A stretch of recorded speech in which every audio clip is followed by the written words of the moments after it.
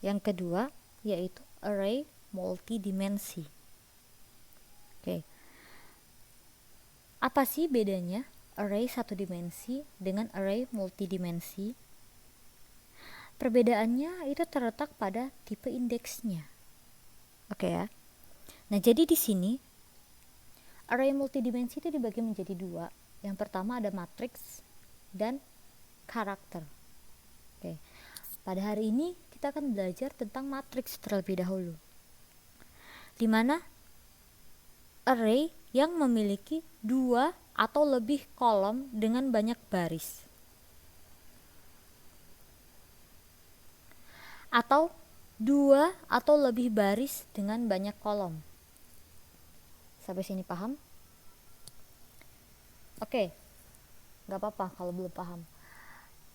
Kalau saya sebutkan matriks, apa sih yang ada di pikiran kalian?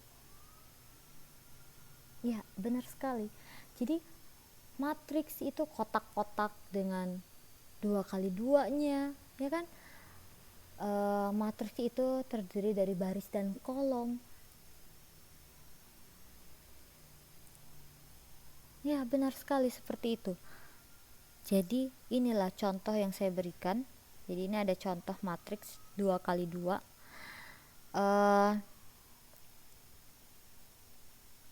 Pada contoh matriks 2x2 yang saya berikan ini, di sini ada terdiri dari 2 baris dan 2 kolom. Ini 2 baris dan 2 kolom. Nah, begitu ya. Oke. Di sini kita beri indeks baris dan indeks kolomnya 0, 1, 0, 1. Artinya apa? Artinya ini adalah kolom pada indeks 0. Sedangkan ini adalah kolom pada indeks 1. Yang ini baris pada indeks 0 dan ini adalah baris pada indeks 1. Sampai sini paham ya? Begitu juga untuk contoh matriks 3x3. Terdiri dari 3 kolom 1, 2, 3 dan 3 baris 1, 2, 3. Oke. Baris dan kolom ini kita beri indeks 0, artinya ini artinya ini kolom pada indeks ke-0. Ini kolom pada indeks pertama dan ini kolom pada indeks kedua. Gitu ya. Dan ini adalah baris pada indeks ke-0, baris pada indeks pertama, dan baris pada indeks kedua. Oke. Sampai sini paham ya? Ya. Kita lanjut. Beberapa langkah sebelum melakukan pemrograman array pada array multidimensi. Langkahnya hampir sama dengan yang satu dimensi. Yang pertama yaitu deklarasi dan inisialisasi matriks. Oke. Masih sama di sini ya, ada tipe, terus namanya, elemen baris dan elemen kolom. Jadi bedanya di sini. Dia ada 2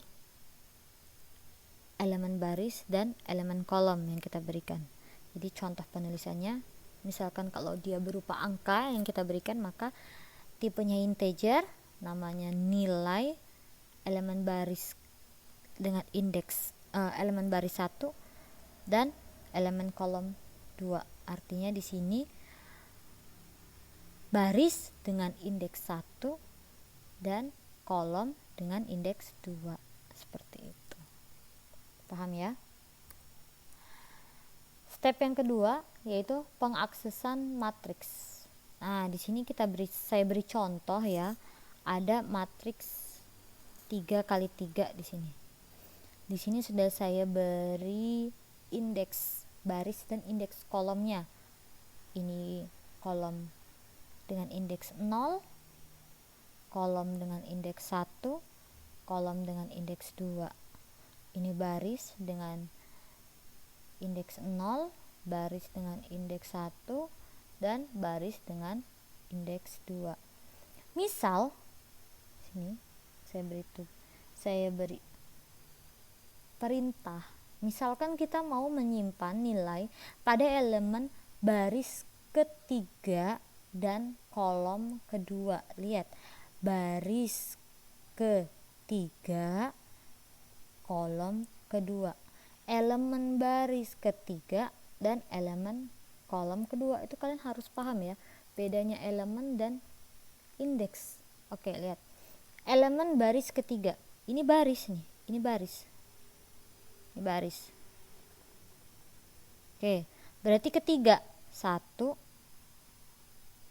1 2 3. Berarti di sini kan? Oke. Ketiga. Elemen baris ketiga artinya pada baris dengan indeks 2. Gitu ya. Sedangkan elemen kolom kedua, ini kolom nih, ini kolom. Oke ya. Ini kolom pertama, ini kolom kedua. Oke. Sampai sini paham ya? Kolom kedua, elemen kolom kedua artinya pada kolom dengan indeks pertama. Paham? Oke. Kita mau memberi nilai pada elemen baris ketiga dan elemen kolom kedua. Maka kita beri perintah nama, indeks baris, dan indeks kolom. Kita tulislah namanya adalah nilai, indeks baris tadi di mana? Baris dengan indeks kedua. Kita tulis dia 2, dan indeks kolomnya pada indeks pertama. Maka kita tulis dia 1 dengan nilai 7, 8. Oke. Sampai sini paham ya? Maka nilai 78 nanti akan muncul di sini. Nah, seperti ini. Mudah ya? Sampai sini paham kan? Oke. Ini untuk contoh pada C++ ya. Kalian buka program C++ nya, file new, source file, kalian tulis di sini include iostream. Oke. Terus ketik using namespace std titik koma in main, kita masukkan fungsi utamanya, buka kurung, jangan lupa ya, in array md22. Oke. Artinya tipe data di sini integer, array md itu adalah nama, sedangkan 22 itu adalah elemen baris, jumlah elemen baris dan jumlah elemen kolom. Oke ya, berarti di sini kita gunakan matriks 2 kali 2 dengan deklarasi nilainya, yaitu ini 2, 4, 6, dan 8. Oke. Sampai sini paham ya? Nah, di sini kita akan menampilkan nilai ini ke dalam bentuk matriks dengan perintah cout, namanya array md, ini indeksnya 0, 0, tanda petik, ini pakai spasi ya. Terus array md 01, indeksnya pada baris ke-0 dan kolom pertama, tanda petik, di spasi, end line, titik koma. Baris selanjutnya sama cout array MD dengan indeks baris 1 dan indeks kolom 0 titik koma array MD indeks baris 1 dan indeks kolom 1 titik koma end line.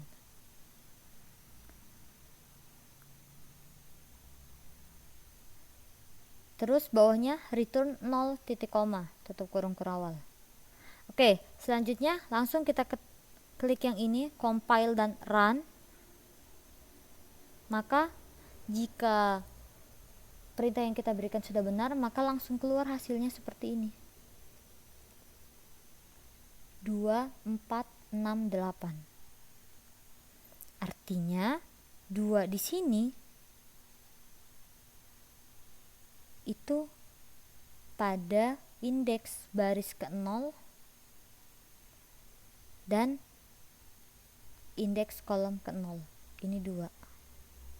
Oke ya. Terus 4 di sini artinya terletak pada indeks baris ke-0 dan kolom ke-1. Ini 4. Oke. Sedangkan 6 di sini itu terletak pada baris indeks baris pertama dan indeks kolom ke-0. Ini 6. Oke. Sorry, 6-nya jelek.